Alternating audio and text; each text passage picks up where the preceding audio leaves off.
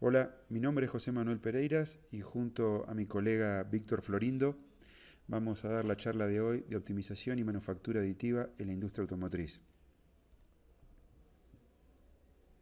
La agenda de hoy se divide en tres partes: conceptos fundamentales de análisis topológico, seteo de un caso práctico y cómo pasar del prototipo virtual al prototipo físico por manufactura aditiva. Entonces, comencemos con el concepto de optimización topológica de un travesaño en este caso, en este carro Audi. Se divide en los siguientes pasos. Primero, se toma un diseño existente, el cual en este caso está en funcionamiento. Luego de ese diseño existente pasamos a lo que se conoce como espacio de modelo. En ese espacio de modelo se genera un mallado inicial, el cual va a contener todas las posibilidades de optimización que se van a requerir. El punto 3 es la optimización y el proceso en sí mismo. En este caso, el componente que tenemos es un componente optimizado, pero es el componente, como digamos, en bruto, que sale de la optimización topológica. El paso 4, mediante cortes y splines, lo que vamos a hacer es darle una mejor visualización y mejor modelado para la parte de producción. Y finalmente, el punto 5, llegamos al rediseño de este componente. Bien, como caso de ejemplo traje esta turbina eólica en la cual me voy a concentrar en un componente en especial para optimización. En este caso es el soporte que va a sostener al eje principal de la turbina, y este soporte es el que voy a querer optimizar, reduciendo en principio su peso y teniendo en cuenta factores como por ejemplo su frecuencia natural. Entonces, este soporte es el que voy a centralizar en mi turbina y es el que voy a tener en cuenta a lo largo de todo este ejemplo práctico. Bien, lo que estamos viendo aquí son las fijaciones. Básicamente le di una fijación en la parte inferior. Respecto a las cargas, estoy usando cargas remotas y cargas sobre la superficie cilíndrica interna, que reemplaza todo lo que es la masa del sistema. Finalmente, voy a querer reducir hasta en un 80% lo que es la masa del sistema. En este caso, si vemos lo que en el componente lo que tenemos es una reducción de la masa prácticamente en lo que es la parte central, y si utilizamos ahí todo lo que es un mallado suave, vamos a ver que ya estamos logrando una estructura, un modelo, el cual ya se acerca más a un modelo producible, a un modelo fabricable. Este es el primer paso en lo que es la optimización topológica. Pero ahora la pregunta es, ¿qué pasa con respecto a las frecuencias? Porque hasta ahora optimizamos respecto a la masa, al peso. Bien, respecto a frecuencias, voy a correr un análisis de frecuencia en el cual me voy a interesar en la frecuencia en el modo principal que ocurre en el plano. En este caso, tengo el modo paralelo al plano.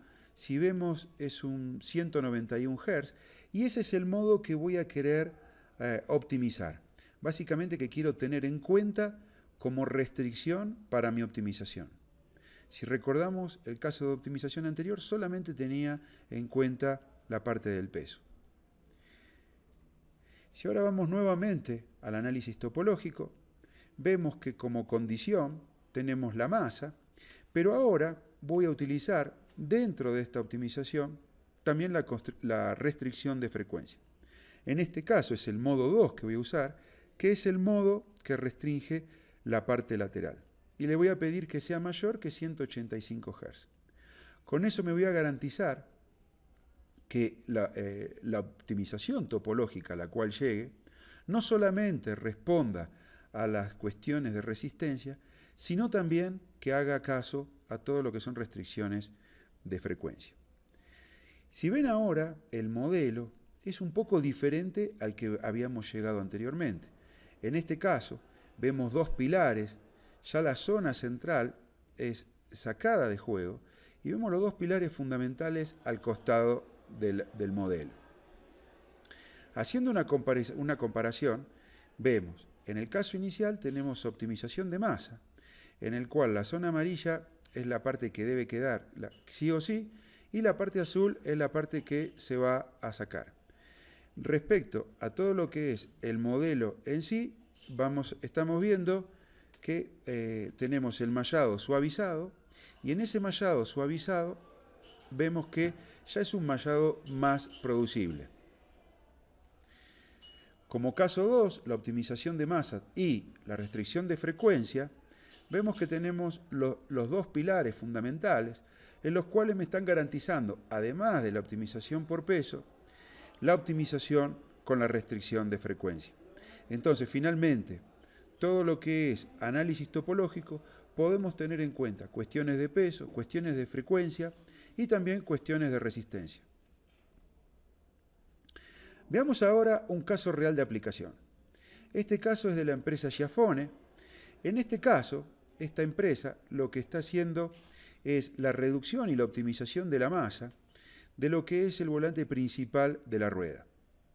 El modelo inicial que estamos viendo en el centro de la pantalla es el que queremos optimizar.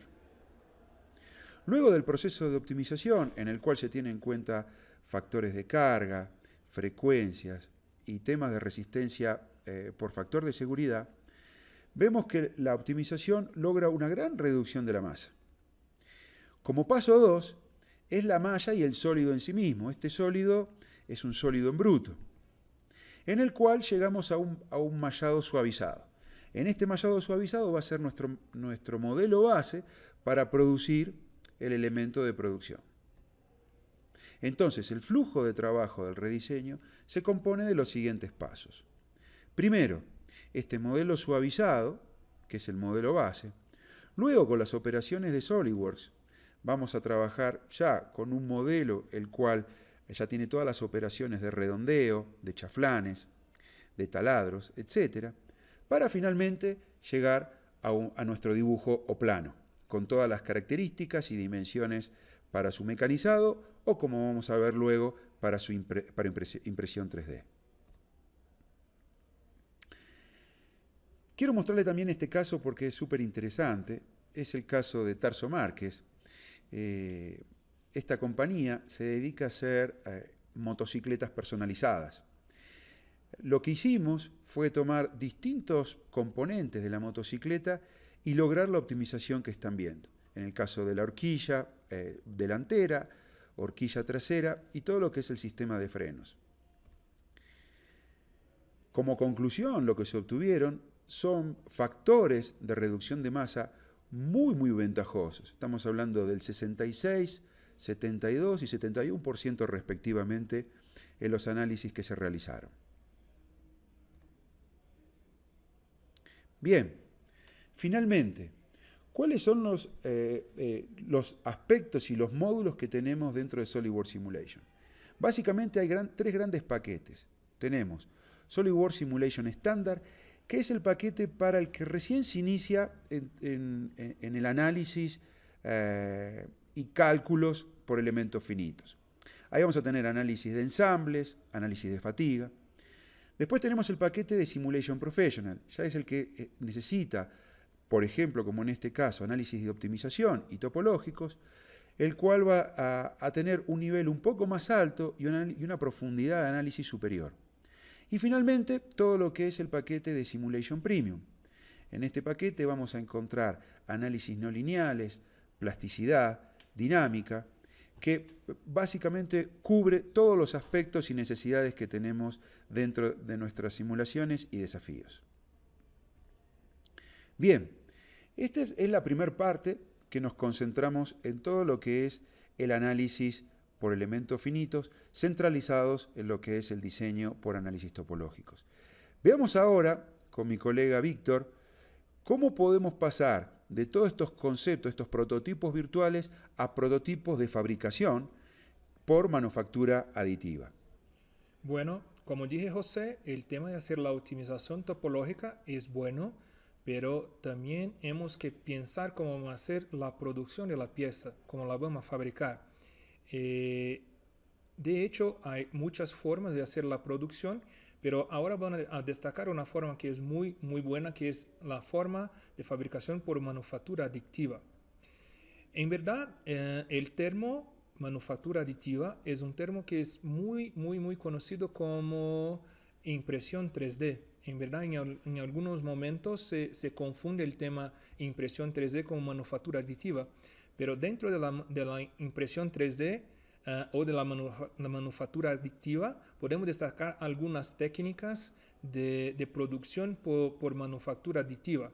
La impresión 3D es la primera, que es la más convencional, donde se tiene como una composición de capas con material, normalmente plástico. También tenemos como los prototipos rápidos, que son como prototipos funcionales, que no tienen solo un aspecto de una pieza plástica impresa, pero sí tiene aspectos también estructurales, que se puede usar como pruebas para un tema estructural.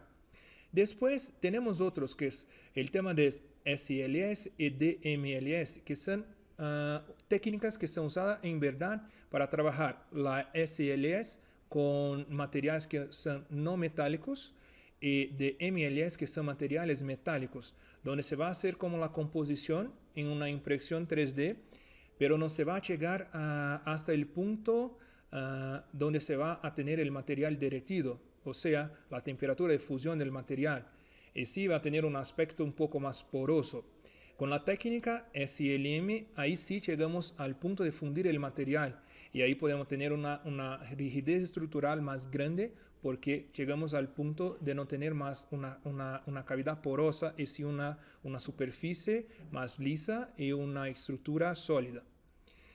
Bueno, cuando hablamos de la técnica de impresión 3D, hablamos de una técnica que ya tiene más de 30 años. Entonces, las búsquedas por información acerca de impresión 3D son más nuevas, pero las técnicas y las actividades la tienen más de 30 años. Y el tema bueno para la manufactura adictiva es que prácticamente no hay límites para la cobertura geométrica. Cuando miramos un modelo con una optimización topológica, a veces llegamos a una geometría que es muy compleja. Y a veces nos tocamos hacer con manufactura subtractiva, con un torno o con una fresa. Pero sí lo tocamos hacer con manufactura aditiva, con una impresión 3D en metal. Ejemplo.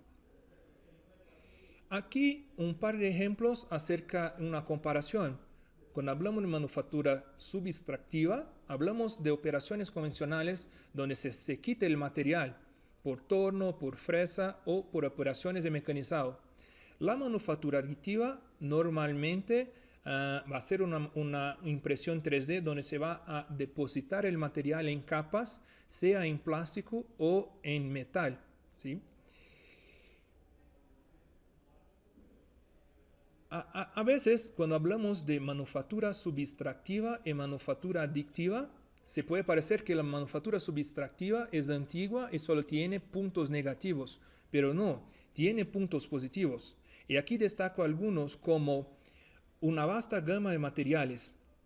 Sí, se tiene una vasta gama de metales, de materiales como plásticos que se puede trabajar con el tema de mecanizado. Eso es un punto muy positivo de la manufactura subtractiva.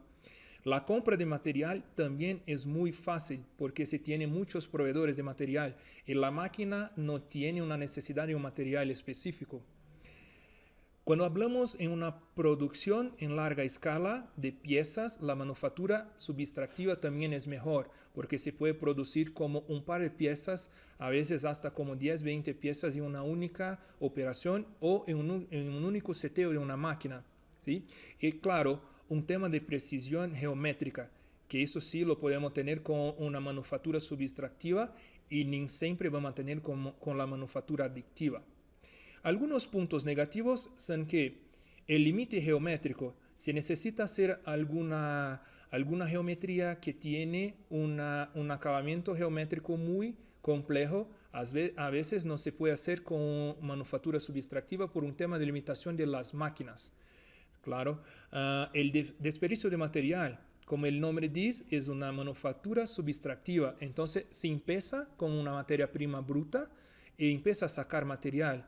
Y ese material que se saca se acaba a ser un desperdicio, ¿sí? No es muy bueno también para creación de prototipos porque es costoso. Se tiene que setear la máquina, las herramientas y a veces hacer la producción de una única piecita puede ser muy costoso. Y también otro tema es que necesita el conocimiento de una herramienta CAM porque necesita hacer todo las trayectorias de herramienta, las trocas de la herramienta y postprocesar eso en un archivo G que en verdad es el código que va a enviar a la máquina para hacer la producción. Cuando hablamos acerca de manufactura aditiva, también tenemos puntos positivos y puntos negativos. Voy a empezar por los negativos, que ahí ya podemos hacer una comparación con la subextractiva. La cantidad limitada de materiales, que en verdad es una ventaja de la manufactura subextractiva. La cantidad de materiales disponibles para manufactura aditiva todavía es pequeña. Y otro punto negativo es que a veces las máquinas van a tener una demanda por materiales que son específicos para una máquina, ¿sí? Que los proveedores lo crearon y lo tienen que usar para producir piezas en plástico, hasta a veces en metal, por un tema de la necesidad del material específico para la máquina. Tiene también una baja capacidad para producción en larga escala, a veces también porque un servicio de impresión 3D o de manufactura aditiva se puede tomar como horas para quedar listo. No es rápido como a veces mecanizar una pieza.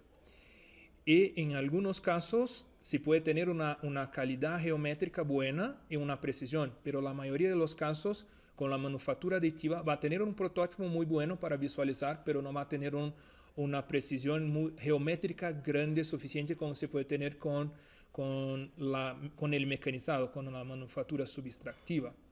Pero tiene otros puntos que son muy positivos. El tema de las geometrías complejas, que ahí se quitan los límites de se crear geometrías que tienen una masa reducida con un tema de optimización topológica, o que tiene a veces una geometría que es muy orgánica y tiene una complejidad muy grande para ser mecanizado, ¿sí? El desperdicio de material es casi cero, porque la creación de las capas va a ser una creación que no va a necesitar sacar, y si se va a poner material, entonces no tiene casi que nada de desperdicio de material. Para creación de prototipos rápidos es muy bueno porque se va a producir 1 o 10 piezas. El seteo de la máquina es igual, no necesita ser un seteo específico para una pieza o para una herramienta, como es el caso de manufactura subextractiva. Y el envío de la información para la máquina es fácil también. ¿Por qué? Porque no necesita, como el caso de las herramientas de CAM, crear las trayectorias de la herramienta. Las herramientas que están conversando con las impresoras 3D o con las máquinas de manufactura aditivas ya están listas para que use la información 3D de un software como SolidWorks y ya cree toda la estrategia que la máquina va a usar para crear la pieza en 3D. Aquí le puedo destacar 3 flujos de trabajo que son comunes para manufactura aditiva. Ese flujo es muy común donde se tiene la geometría en SolidWorks, como el caso del ejemplo que José les presentó. Entonces, le pasó una optimización topológica y se llegó a una geometría. Hizo en la herramienta CAD. Se puede enviar la información con un archivo STL. Se puede usar un software que va a comunicarse con la impresora. Pero se necesita hacer un cambio de geometría, necesita volver al software de design o el software de proyecto, hacer los cambios, enviar la información en Maya, en STL otra vez, hacer las configuraciones e enviar a la impresora. Ese es un flujo que es muy tradicional.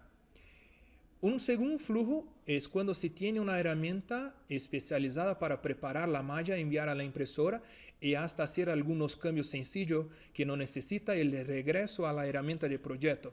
Entonces, otra vez, si tiene la pieza lista en SolidWorks, envía a una solución experta para impresión, se puede hacer los preparos, los cambios geométricos si necesarios y se le envía a la impresora.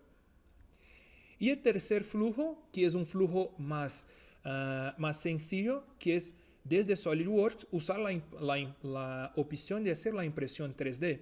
Eso sí se puede hacer también con SolidWorks. Entonces, si tiene la información en 3D, se crea el archivo con la mancha triangular y se envía para la impresora 3D. Hoy SolidWorks tiene la capacidad de hacer eso también. Y acá el resultado final del trabajo que les presentó José, una piecita impresa en una escala de 1:3.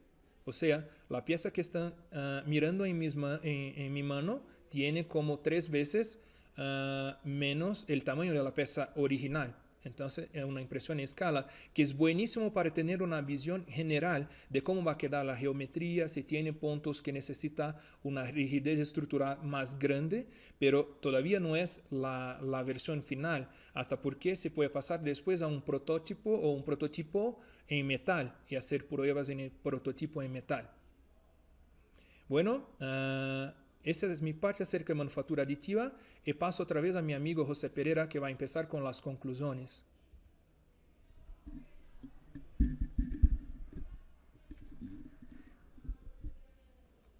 Bien, respecto a las conclusiones, me gustaría destacar, primero, el análisis de topología nos permite una herramienta flexible para permitir llegar al mejor diseño acortando los tiempos de desarrollo.